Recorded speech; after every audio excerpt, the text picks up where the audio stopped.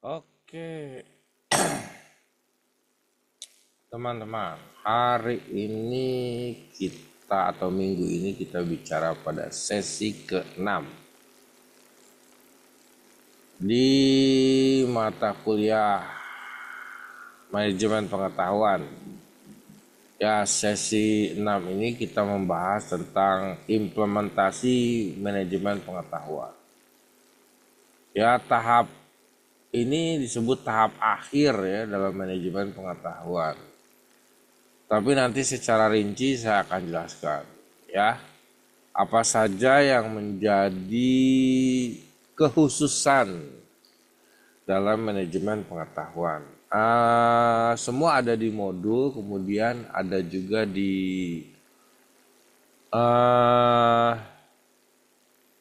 PowerPoint-nya ya. Jadi bisa dilihat di kelas online-nya. Tapi secara garis besar saya akan bawa mahasiswa ke beberapa poin penting, diantaranya strategi pengetahuannya ya. Kemudian implementasinya gimana di individu ya, bagaimana ini. Kemudian pendekatan-pendekatan yang dapat mendorong implementasi. Terus selanjutnya bagaimana arsitektur manajemen pengetahuan membangun organisasi. Ya, beberapa faktor juga dibahas secara eksplisit di sini ya. Intinya sebetulnya ini secara general mahasiswa bisa lihat di PowerPoint-nya dan di modulnya ya. Nah, tapi saya ingatkan buat yang belum mengisi tugas sesi 2 serta diskusi kelima, segera diisi, jangan sampai terlewat, karena kalau terlewat kami dosen tidak bisa atau tutor tidak bisa memberikan membuka lagi sesi-sesinya ya. Jadi mahasiswa harapannya saya harap bisa on time mengisinya gitu ya, jangan sampai terlambat. Kemudian tugas juga diselesaikan, saya rasa tugas 1 sudah ditutup. Nah, Anda menyelesaikan tugas keduanya ya di sesi 5 serta diskusi-diskusi yang masih terbuka. Baik, dari apa yang saya ingin jelaskan sedikit yaitu beberapa hal tentang manajemen pengetahuan ya. Kalau saya senang karena Anda satu kali akan kerja gitu ya, akan masuk ke dalam dunia atau ada yang sudah bekerja, pasti ada manajemen pengetahuan yang ada di dalam suatu pekerjaan. Saya bilang ini adalah nilai-nilai yang perlu diperhatikan karena di perusahaan itu saya secara teknis bukan teoritis, tapi di dalam sebuah perusahaan itu ada subbagian. Nah, ini yang harus diketahui, misalkan bagian SDM. SDM itu sekarang bekerja bukan dari lulusan psikologi saja ya, tapi lulusan hukum. Kenapa? Karena dia harus tahu hukum.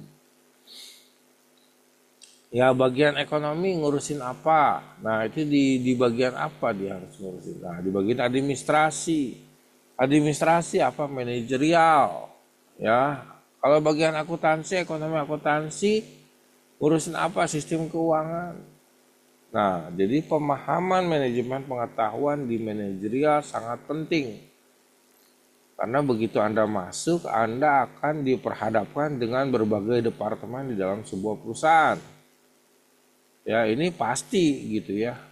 Ketika masuk, ada bagian SDM, sumber daya manusia. Ada yang bagian sistem informasi, ya, yang ngurus semua komunikasi informasi. Ada yang bagian penjualan, ya, ada yang bagian stok gudang. Bagaimana Anda ngatur bagian ini? Kalau dia bagian industri, dia harus bicara tentang bagian produksi yang rumit. Bagaimana memanajerial itu semua? Nah, itu adalah tugas dari bagian manajerial untuk mengetahui secara mendasar pengetahuan-pengetahuan dalam perusahaan tersebut. Ya. Begitu masuk, Anda sudah diperhadapkan dengan hal itu dalam sebuah perusahaan. Jadi itu secara teknis. Nah, Anda secara konseptual nanti mempelajarinya apa yang ada di perusahaan. Apa yang sebagai individu Anda harus tahu dalam mengerjakan tugas-tugas Anda dalam sebuah perusahaan ya. Dan kalau secara teoritis ada model taksonomi atau alat menentukan level kinerja. Jadi konsep itu dipegang, tapi kinerja itu berhubungan sama technical managerial.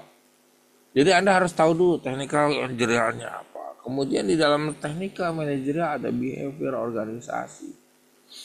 Jadi kompleks ketika Anda mengerjakan sebuah model manajerial bidang ekonomi. Jadi, nah inilah yang harusnya diketahui banyak orang sehingga begitu masuk ke dalam sebuah perusahaan nggak gagap, nggak kagok lagi, dia udah tahu oh ini kesini, ini kesini, ini kesini. Dan pertama kali masuk ke beberapa perusahaan pasti harus observasi semuanya diketahui. Itu bagian manajerial. Jadi Anda harus tahu cara link ke semua bagian. Ya, apa yang harus diketahui banyak ya elemen-elemennya. Nah, di sana di konsepnya dijelaskan ya, Anda bisa lihat dan ada beberapa contohnya tentang model apa, tapi saya mendeskripsikan hal ini dari model perusahaan dari bentuk teknisnya ya. Jadi Anda jangan keliru bahwa ini teknisnya. Kalau Anda bidang perusahaan harus tahu perusahaan itu secara teknis seperti apa. Bukan konseptual, jadi Anda harus ke situ tahu, oh ini media SDM bicaranya tentang sumber daya manusia. Bahkan SDM harus tahu penggajian itu seperti apa. Gitu ya. Nah, kemudian apa yang harus dibutuhkan SDM? Apakah butuh asuransi atau butuh segala macam? Nah itu dipentingkan.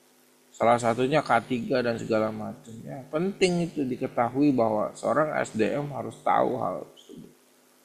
Manajerial juga gitu ya. Jadi pemahaman tentang sebuah perusahaan harus diketahui oleh seorang manajerial. Ya, terutama yang bidang manajerial ekonomi dalam sebuah perusahaan ya. Baik, segini saja dulu video pendeknya. Untuk lengkapnya ada di dalam modul masing-masing. Jadi harapan saya Anda baca modulnya, Anda jawab diskusinya. Baiklah, sampai sini saya dulu video pendek. Tetap sehat, tetap semangat belajar dan sukses selalu.